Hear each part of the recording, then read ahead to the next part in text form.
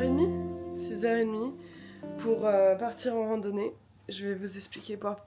Je vais vous expliquer quoi plus tard quand je serai un peu plus réveillée. À toutes.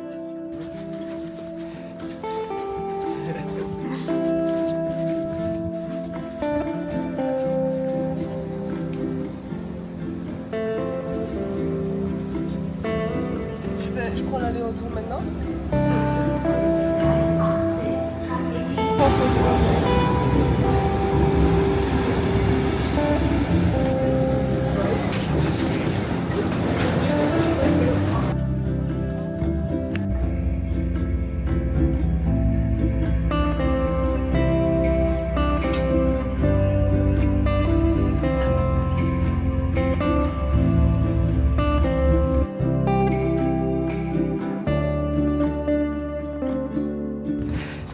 Ok, il est 9h30. Il est 9h30 et là on est au milieu de nulle part.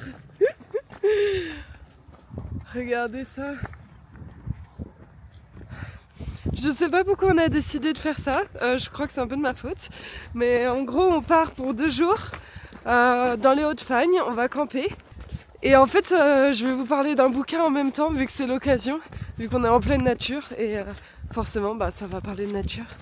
Donc je vais vous en parler un peu plus tard. Là on va se réchauffer un peu en marchant. Et c'est parti hein. Let's go! La forêt n'est jamais entièrement silencieuse. On la croit silencieuse alors qu'elle recèle des bruits innombrables. Un pivert frappe ses coups au loin, un oiseau crie, une branche frappe contre un tronc et quelque petit animal fait craquer le rameau sous lequel il passe. Tout vit et travaille. Mais ce soir-là, il régnait un silence presque total. Cette disparition des bruits familiers m'effraya. Même le clapotis de la fontaine rendait un son mat et étouffé, comme si l'eau ne coulait plus que paresseusement et à contre-cœur. Lynx se leva, sauta péniblement sur le banc à côté de moi et me pressa du museau. J'étais trop fatiguée pour le caresser, mais je lui dis quelques mots, sans élever la voix, intimidée par ce terrible silence. Je ne comprenais pas ce qui empêchait l'orage d'éclater. Il faisait aussi sombre que si le soir était tombé et je me rendis compte à quel point en ville, l'orage est peu inquiétant et presque agréable. C'était si rassurant de le contempler derrière d'épaisses vitres. La plupart du temps, je n'y avais même pas fait attention. En fait, je suis venue ici parce que je me suis rendu compte que la grande partie de mes livres préférés, c'était des gens qui étaient seuls dans la nature et qui se débrouillaient. Et c'est vraiment le cas de, je pense, le top 5 de mes livres préférés. Donc celui dont je vous ai parlé dans la vidéo juste avant sur les 2 mecs perdus sur une rivière. Et là, aujourd'hui, je vais vous parler du Mur invisible, qui est un livre incroyable aussi. Et je vais vous raconter un peu de quoi ça parle juste après. On est en train de vérifier si on n'est pas perdu. Voilà, donc on va faire du tour.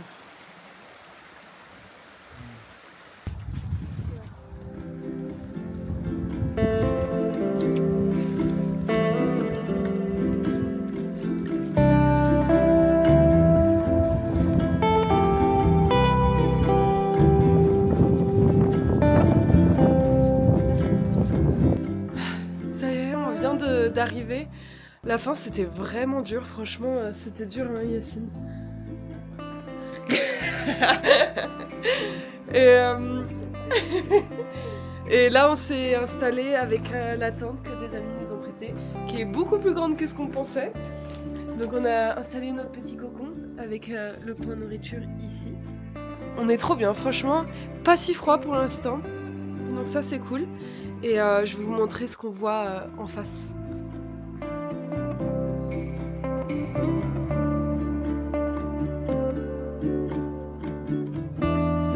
Pique-nique de fortune. On est allé cueillir tout ça dans la forêt.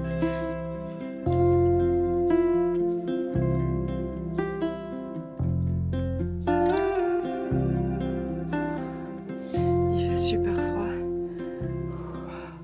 On voit pas la fumée qui sort de ma bouche, mais il fait super froid. En fait, je trouvais c'est important que je fasse cette randonnée parce que Je lis beaucoup, comme je disais, de romans qui parlent de nature ou de personnes qui partent en pleine nature et qui survivent seules. Et le roman dont je voulais parler dans cette vidéo-là, c'est clairement ça.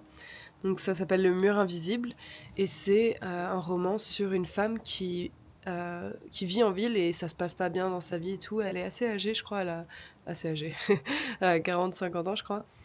Et en fait, elle est invitée par des amis pour passer un peu de temps, se reposer chez eux. Et c'est en pleine campagne, c'est vraiment dans un endroit assez isolé. Et donc ses amis la reçoivent et tout ça, ça se passe bien. Et le soir même, ces amis-là reçoivent un appel de leur fils. Et donc ils partent parce qu'apparemment c'est assez urgent. Et donc elle reste seule dans cette maison. Le soir, toujours pas de nouvelles. Donc elle se dit, bon, je vais aller me coucher, on verra bien. Et après, le lendemain, elle se dit, ok, non, là, il y a un truc qui cloche. Je vais aller marcher un peu sur la route. J'ai pas de voiture, mais je vais trouver un moyen de voir s'il n'y a pas quelqu'un qui peut m'informer et tout. Elle commence à marcher. Et en fait, elle se rend compte au bout de quelques kilomètres que la maison de campagne est entourée d'un mur invisible, en fait. Et de l'autre côté de ce mur, il n'y a rien. Enfin, en fait, tout est figé, comme si tout était à l'arrêt. Et là, elle réalise qu'elle va devoir vivre seule dans cette campagne qu'elle connaît pas. Et c'est assez fou ce qu'elle doit surmonter parce qu'elle va devoir apprendre à cultiver la terre qu'elle a jamais fait. Ses amis, ce seront une vache et un chien. Et en fait, ce que j'adore dans ce livre, c'est qu'il se passe pas grand-chose. Je sais que c'est pas très vendeur, mais il se passe pas grand-chose, mais c'est tellement bien écrit et c'est tellement calme et reposant que il y a pas besoin qu'il se passe mille choses et tout ça. Enfin, moi je trouve ça fascinant et donc c'est dans mes tops de livres préférés, c'est vraiment ouais, je l'ai lu il y a 4 ans, 5 ans. C'est pour ça que je le relis pas cette fois-ci parce que j'ai gardé un souvenir tellement merveilleux que j'ai peur en le relisant que je l'ai idéalisé ou que ce soit pas aussi bien que la première fois. Donc voilà, cette fois je le relis pas. Mais par contre, je vais en randonnée pour vivre un peu le retour à la nature. Je me rends compte par contre que je pourrais jamais vivre dans la nature, je pense, aussi longtemps que les femmes le font dans les livres que j'ai lus. Je crois que l'isolement et le fait que ce soit aussi silencieux, c'est vraiment perturbant. Je sais pas, occasionnellement, bien sûr, j'adore ça, j'adore, mais pas seul, ça c'est sûr. Il fait chaud à l'intérieur? Un petit peu. Un petit peu. Il est 18h.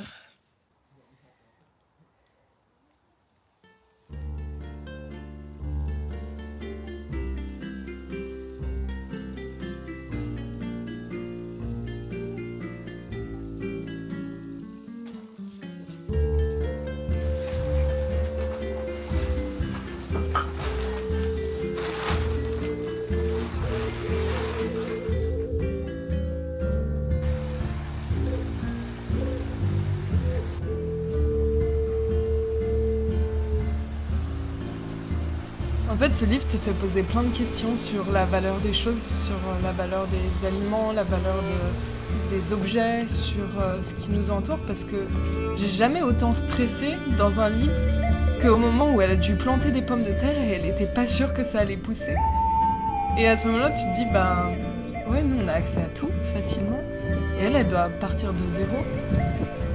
Et je sais pas, je me suis vraiment interrogée sur la manière dont je vivais. Je sais que je vais pas changer de fond en comble mes habitudes, mais c'est vraiment intéressant.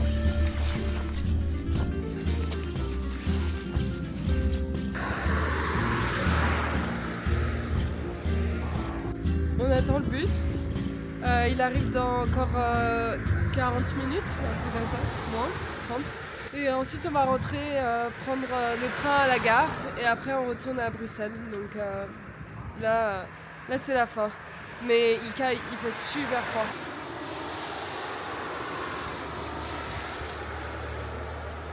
On s'imagine déjà avec un petit café chaud à la gare.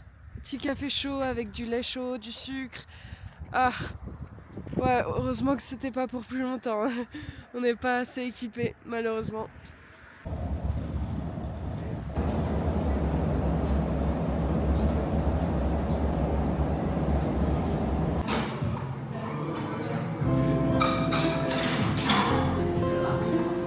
la mérité. Hein.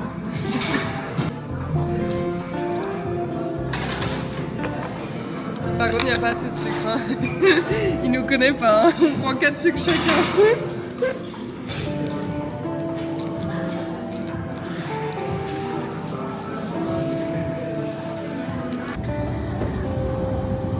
On voit ma tête.